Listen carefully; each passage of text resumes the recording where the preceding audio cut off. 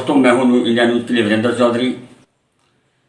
दोस्तों, पंजाब कांग्रेस के अंदर मचे घमासान के बाद अब उत्तर प्रदेश में भी कांग्रेस में घमासान शुरू हो गया है। दरअसल मामला क्या है कि आज की कांग्रेस ने पुराने और वरिष्ठ जो कांग्रेसी हैं उन लोगों को इग्नोर करना शुरू कर दिया है, उनकी उपेक्षा शुरू कर दी है, उनकी राय और सलाह लेनी बंद कर दी है। और जो नए नए कांग्रेसी उभर कर आ रहे हैं, जो अन्य पार्टियों से आए हैं, उन्हें वो बढ़ावा दे रहे हैं, जबकि वो कभी भी कांग्रेस ऐसे लोगों को बढ़ावा दे रही है जो कभी किसी एक दल में नहीं रहे। ऐसा ही सहारनपुर के इमरान मसूद को लेकर के आज जो इमरान मसूद ने समाजवादी पार्टी को लेकर के बयान दिया है कि इधर प्रियंका गांधी कह रही हैं कि हम उत्तर प्रदेश में अकेले चुनाव लड़ेंगे, हम समाजवादी से गठबंधन नहीं करेंगे, तो वही कांग्रेस के सचिव और नेता इमरान मसूद ने कहा है कि हम कांग्रेस उत्तर प्रदेश में कमज़ोर है और हमें अपने साथों से गठबंधन करना चाहिए। उनके इस बयान को लेकर के उत्तर प्रदेश में घमासान मच गया है। और पुराने कांग्रेसी जो कांग्रेस को अपनी माँ समझते हैं, अपना बाप समझते हैं, अपना घर समझते हैं, ऐसे लोग का जो गुस्सा है अब वो फूट करके बाहर आने लगा है। उसी पक्ष में आज उमा भूषण ने हम लोगों को अपने घर पे बुलाया और अपने मन की बात कही। क्या कही और किस तरह उन्होंने इमरान मसूद को लेकर के जो उनका गुस्सा फूटा है और किस तरह उन्होंने भड़ास निकाली है, उन्होंने उस पर जो प्रहार किए हैं, वीडियो को अंत तक देखिए। आप इमरान मसूद साहब के लिए मेरे से पूछ रहे हैं। मैं ऐसे लोगों के ऊपर कोई टिप्पणी करना नहीं चाहती हूँ जिनका कोई किरदार नहीं है। और मेरी राय में तो इनका ख़ानदान, मसूद ख़ानदान, गिरगिट की तरह शुरू से ही पार्टी बदलने के लिए जाना जाता है। इन लोग का तो एक मुझे बुज़ुर्गों की कहावत याद आती है कि जहाँ देखी तवा परात वहीं बिताई सारी रात। कांग्रेस पार्टी ने 2012 में इन लोगों को जितना सम्मान दिया कि पुराने सभी वफादार वरिष्ठ कांग्रेसियों का हक काट के भी इनकी झोली में डाल दिया। उस वक्त सिर्फ चौधरी यशपाल सिंह जी एक सीट मांग रहे थे। अगर ये लोग अपना दिल बड़ा रखते, एक सीट चौधरी यशपाल सिंह जी को देते, 3 सीट पुराने कांग्रेसियों को देते और 3 सीट अपने लिए रखते, तो मैं दावा करती हूँ कि 7 सीटें कांग्रेस की निकलती। मगर इनकी तंग दिली और इनका स्वार्थ और इनका अहम और इनका घमंड ने सिर्फ 1 सीट को जीतने दिया, प्रदीप चौधरी जी की। उसके बाद 2014 में ये लोकसभा लड़े।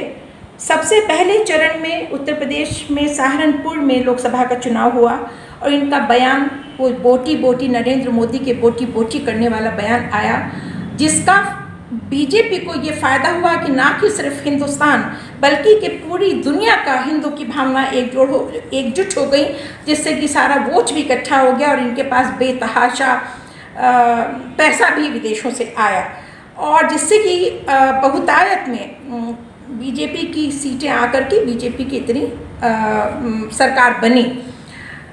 मैं समझती हूँ कि इसके लिए पार्टी को इन्हें तभी दंडित करना चाहिए तो निष्कासित करना चाहिए। आप लोगों ने देखा होगा कि हर इलेक्शन में नरेंद्र मोदी इमरान मसूद का नाम उपयोग करते हैं। हर इलेक्शन में वो ये कहते हैं कांग्रेस का नेता छू, नरेंद्र मोदी मारो बोटी बोटी करो छू, और उनकी इतना कहते ही पूरे हिंदुस्तान और विश्व के हिंदुओं की भावनाएं जुट जाती हैं और फिर बीजेपी को इतना ज़्यादा वोट मिल जाता है।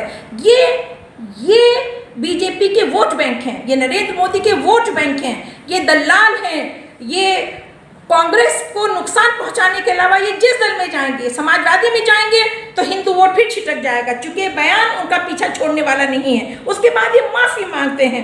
मुझे बहुत शिकायत है, मुझे बहुत दर्द है। मैं अपने मुसलमान भाइयों से पूछना चाहती हूँ कि अपने आप को मुसलमान नेता स्थापित करने वाला, अपने आप को मुसलमानों का नेता कहने वाले इमरान मसूद जब मुसलमानों के ऊपर जुल्म हो रहा था, जब शरीयत में दखल देकर के बीजेपी 3 तलाक का कानून बना रही थी, तभी क्यों खामोश थे? तब ये कुछ क्यों नहीं बोले? कुछ तो बोलते, चाहे तो उसके फेवर में बोलते कि ठीक हुआ, चाहे उसके नेगेशन में बोलते कि ठीक नहीं हो रहा, लेकिन इतनी हिम्मत ही नहीं है। तब चुप होकर के बिल्ली की तरह दुबक करके अपने घर में बैठ गए। जब एनआरसी पे दिल्ली में हमारे हजारों हजार मेरे मुसलमान भाई, मेरी बहनें, मेरी माएँ, मेरे बच्चे पुलिस की बर्बरता सहते हुए, लाठियाँ खाते हुए, भूखे प्यासे रहते हुए दिल्ली की सड़कों पे लड़ाई लड़ रहे थे, तब इमरान मसूद कहाँ थे? तब क्या एक भी बयान, एक भी शब्द इन्होंने बोला? ये सिर्फ ये दोगला, ये मुखौटे लगा करके राजनीति करते हैं। अगर आज इतनी बेशर्मी और हठ धर्मता के साथ ये कह रहे हैं कि कांग्रेस पार्टी की एक भी सीट नहीं आएगी, कांग्रेस पार्टी सरकार कमजोर है, बिना गठबंधन के काम नहीं चलेगा, तो इनका नेतृत्व, इनकी नेतागिरी पार्टी को क्या मजबूती दे रही है? हाई कमीशन ने, हाई कमान ने इनको क्यों नेता मान रखा है? पार्टी की मजबूती के लिए ना, मुसलमान का सहारा लेने के लिए ना। अगर इनको पार्टी, कांग्रेस पार्टी इतना कमज़ोर नज़र आ रही है और इनके अंदर थोड़ी सी भी नैतिकता और इनके अंदर थोड़ा सा भी ईमानदारी है, तो पहले पार्टी से इस्तीफा दें। कहीं भी जाएं, ना रहें, सड़क पर रहें, अपने घर में रहें, लेकिन इस्तीफा देने के बाद पार्टी के ऊपर उंगली उठाएं।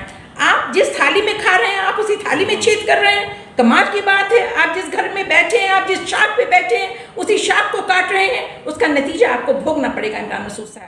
कांग्रेस या कांग्रेस के साथी, हमारे जिला अध्यक्ष या हमारे वरिष्ठ कांग्रेस जन कभी भी नपुंसक नहीं हो सकते हैं। हो सकता है उनकी कोई मजबूरी हो सकता है कि वो अभी पार्टी के अंदर मुखर ना होना चाहते हों, लेकिन मेरी तो बर्दाश्त टूट चुकी थी, मेरा बलबला जाग चुका था और मैं और ज़्यादा, इससे ज़्यादा इमरान मसूद के मुंह से पार्टी की जिल्लत और किरकिरी सहन नहीं कर सकती हूँ। अगर उन्हें कांग्रेस पार्टी कमज़ोर लग रही तो पहले इस्तीफा दें और उसके बाद पार्टी को कमज़ोर बताएं। एकदम मैं अपना प्रेस नोट भी भेजूंगी और मैं पार्टी हाईकमान से मिलूंगी भी और उनसे बोलूँगी कि ऐसे पार्टी के अंदर विभीषण लोगों को जल्द से जल्द निष्कासित किया जाए। आइडियोलॉजी कुछ है ही नहीं, इनकी आइडियोलॉजी पैसा है कि जहाँ रह करके धन अर्जन कर सकते हो।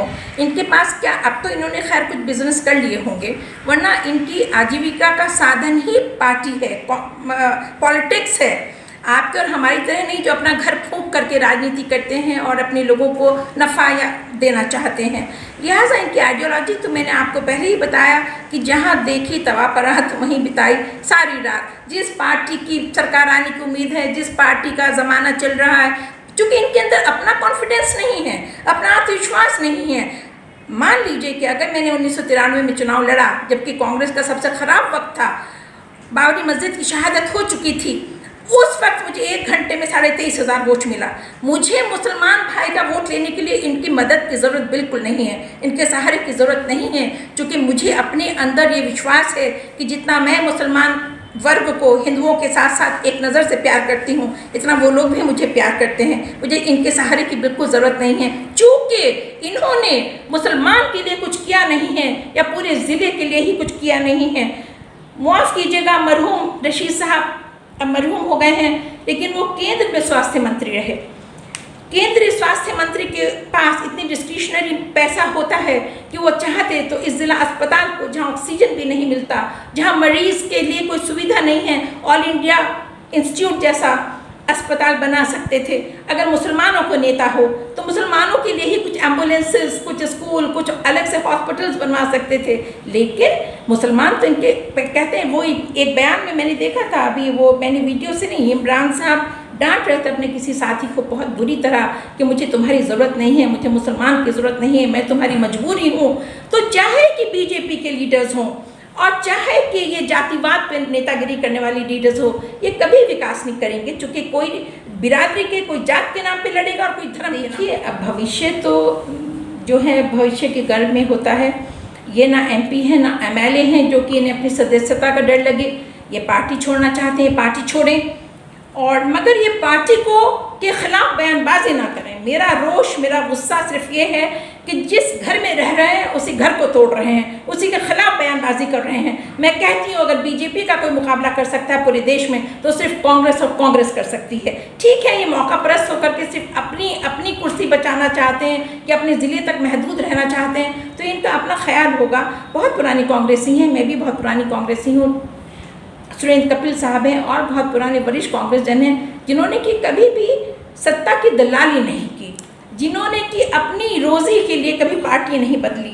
उन्होंने मॉरल्स की, उन्होंने उसूलों की, उन्होंने आदर्शों की राजनीति की है, ना कि सिर्फ गद्दी पानी की या सिर्फ एक इलेक्शन। उमा जी, यहाँ मेरा सवाल है कि अभी जो सर्वे आ रहे हैं, लोगों द्वारा कहा जा रहा है कि उत्तर प्रदेश में योगी का विकल्प सिर्फ अखिलेश यादव है। कहीं ये भाजपा का एजेंट होते हुए, मोदी का एजेंट होते हुए इमरान जी इसलिए तो उसमें नहीं जा रहे हैं, समाजवादी को हराने के लिए जा रहे हैं? एक्सक्यूज मी, मैं समझी नहीं कि जो खबरें आ रही हैं कि बीजेपी का विकल्प अखिलेश हैं। अखिलेश यादव हैं हाँ हाँ। और इमरान मसूद अब समाजवादी बनना चाहते हैं। क्या ऐसा तो नहीं कि ये मोदी के लिए ही समाजवादी पार्टी में जा रहे हैं? कुछ नहीं मालूम, इनकी बात कोई जान नहीं सकता है।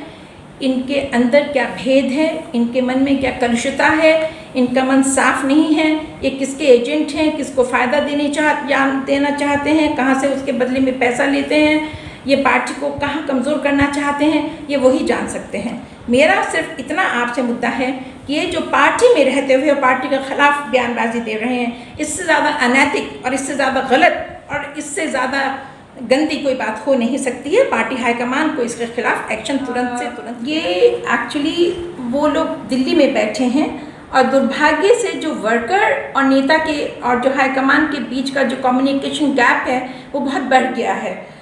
वो आम वर्कर से मिलना बंद हो गया है। वही दो चार लोग उनको जाकर के उनके कान में फूंकते हैं, वहीं पे उनको विश्वास कर लेते हैं। वो रस्सी को सांप समझ रहे हैं। ये मैं आपकी बात से बिल्कुल सहमत हूँ कि इमरान मसूद की छवि से हिंदू वोट भी फैनेटिक हो जाता है और इमरान मसूद के उस बयान की वजह से और इनकी अपनी छवि की वजह से कांग्रेस को वोट नहीं पड़ता है। और इसका नुकसान अगर ये कल को समाजवादी में जाते हैं या अखिलेश जी ये गलती करते हैं या उनका निर्णय होता है, मैं गलती तो नहीं कहूँगी, राष्ट्रीय नेता हैं वो अपना निर्णय लेंगे, लेकिन इसका नुकसान समाजवादी पार्टी को भी भुगतना पड़ेगा और हिंदू वोट ये तो हाईकमान को समझना है और सुनना है और गुनना है।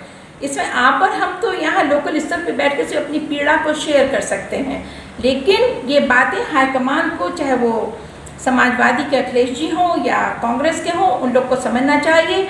हमारा हाईकमान रस्सी को सांप समझता रहा आज तक और उसका नुकसान पार्टी को भुगतना पड़ा, चूँकि नरेंद्र मोदी हर इलेक्शन में इमरान का नाम लेकर के हिंदू वोटर की भावना को एकजुट करके सत्ता पे काबिज होते रहे। निश्चित आप देखिए ना, हमारे यहाँ शहर के इलेक्शन में ही जब मेयर का इलेक्शन हुआ था, भाई फजलुर रहमान साहब जीत रहे थे।